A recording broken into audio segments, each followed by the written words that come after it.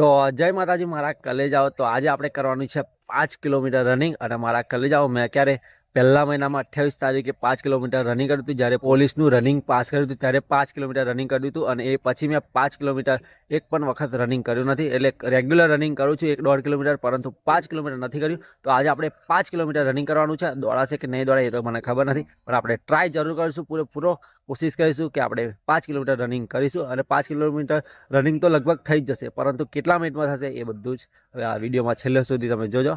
અને મને બી નહીં ખબર કે કેટલું દોડાશે મારાથી। તો ચાલો જલ્દીથી આપણે રનિંગ લોકેશન ઉપર પહેલા પહોંચી જઈએ।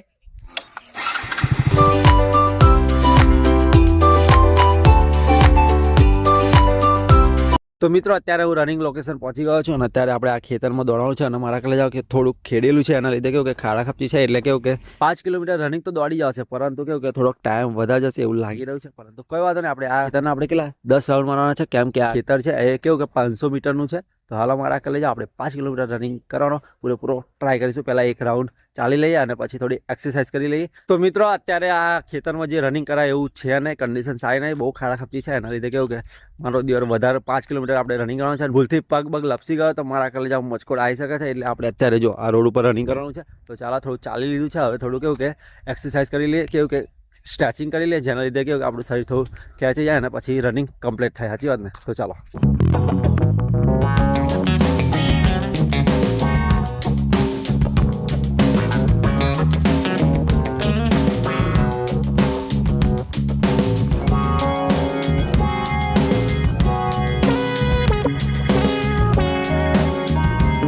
તો મિત્રો રનિંગ કરતાં પહેલાં સૌથી પહેલાં આપણે જો બૂટની લેસ પરફેક્ટ બોધી દેવાની અને 2-3 ગોઠો મારી જ દેવાની મારા કલે જાવ, એટલે કેવું કે એકાદું છૂટે ને તો બી કેવું કંઈ ટેન્શન ના થાય। સાચી વાત ને? તો હાલ હવે રનિંગ કરવાનું સ્ટાર્ટ કરી દઈએ।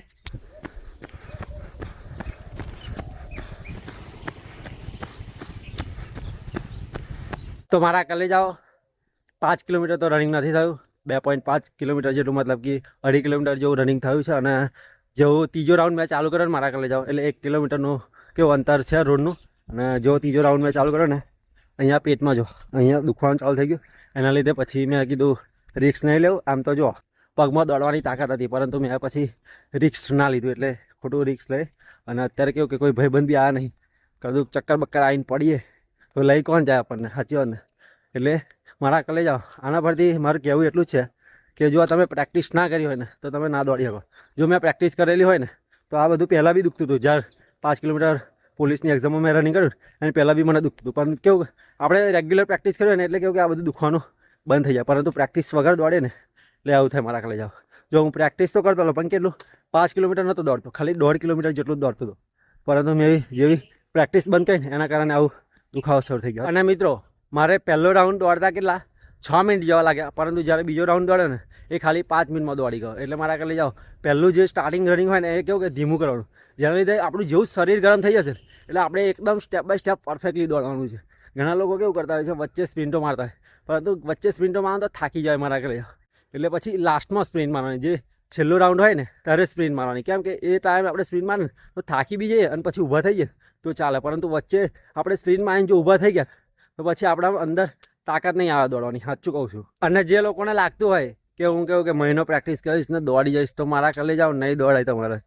એટલે કહું છું જો તમારે રનિંગ કરવાનું હોય તો 3-4 મહિના પહેલાં રનિંગ સ્ટાર્ટ કરી દો, એના લીધે કેવું કે પરફેક્ટલી પ્રેક્ટિસ પડી જશે ને તો તમે પરફેક્ટલી દોડી શકશો। પરંતુ પછી તમે એવું વિચારશો કે હું દોડી લઈશ, થઈ જશે, કશું નહીં થાય, આવું દુખાવો થશે ને પછી તમે દોડી જ નહીં શકો। તમારા સ્ટેમિના હશે, પરંતુ આવું અંદરથી પેન થશે ને ત્યારે તમને તકલીફ બહુ પડશે। અને મિત્રો અત્યારે મારાથી કેવું કે 5 કિલોમીટર રનિંગ નહીં થયું ને તો મારી અંદર કેવું કે નેગેટિવ ફીલ આવે છે, કેવું કે ગિલ્ટી થાય છે કે મારો દિવસ મારાથી 5 કિલોમીટર રનિંગ ના થયું।